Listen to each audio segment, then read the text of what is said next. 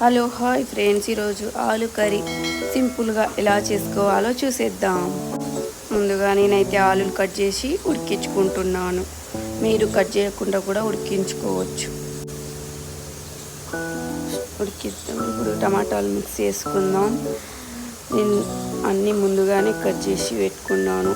Onions, కరివేపాకులు, మిరపకాయలు, ఇంకా పుదీనా, కొత్తిమీర అవన్నీ ముందే కట్ చేసుకున్నా. ఇప్పుడు వేరే గిన్నె పెట్టుకోవాలి కర్రీకి. దాంట్లో ఆయిల్ వేసేసుకొని ఆయిల్ హీట్ అయ్యాక పోపు దినుసులు వేసేసుకోవాలి. ఇప్పుడు కరివేపాకులు వేసేసుకొని అవి చిట్పటలాడినాక ఆనియన్ వేసేసుకోవాలి.